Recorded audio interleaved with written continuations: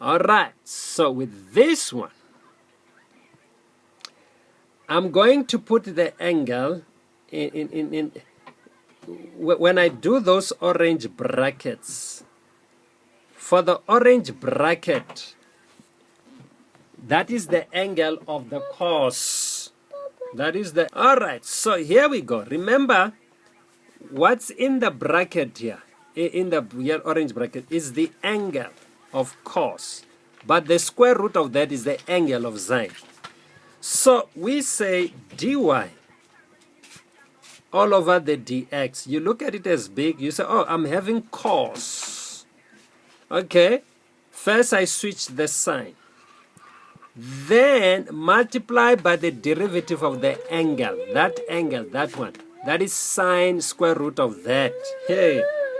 So, which means now you need to derive what I'm going to put in the blue box. So now your concern at the moment is the derivative of what's in the box. Okay, can you see that? We're deriving that. It's sine of that. Right, so that means when you do the sine of that one, the sine becomes, it's going to have to become cos.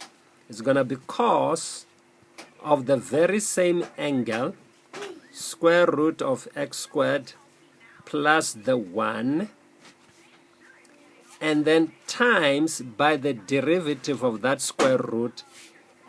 We're good, right? Times by the derivative of that thing. So when you do the derivative of that, okay, I'm putting that one. Because it's the power of half, that means I'm going to have half, and then half. Okay, let me use square brackets now. Square brackets. So I will have the half, open the bracket, x squared plus 1 to the power of minus half times by the derivative that is inside, which is 2x, and then close the bracket. Are we together? Now remember, let's back off here. I was supposed to do cos. So when you do cos, normally we say minus, then we put sine of the very same angle. Then we derive the angle. So what I'm putting in the green box, all of that, it was the angle derived. I don't know if you lost. All right, remember the process? Let's take it to the process. First you say, okay, I'm looking at cos. First we say change the cos to become the sine. Then it's going to be sine, but a negative sign with that angle, the very same angle we had, which means sine square root of x squared plus 1. That's what it should be. Then we say next we want to multiply by the derivative of that. All of that in orange, it's what I've put in a green box. You remember? Yeah. Because I started by saying, let's do the angle. I said, what do you do with the angle? I said, first switch the sign. Derive what's inside. The sign becomes the cos of the very same angle. Then we derive that angle like that. So that means what's missing then on this one, I just need to put, you see this one, but the negative does not come into play. All I need to bring is to bring back sine. We're changing cos, sine of the very same angle, which means sine of sine, square root x squared plus 1. That's why they like say do chain rule, because you do the derivative of the inside of the inside of the inside of the inside. Is it making sense what I just did? All right.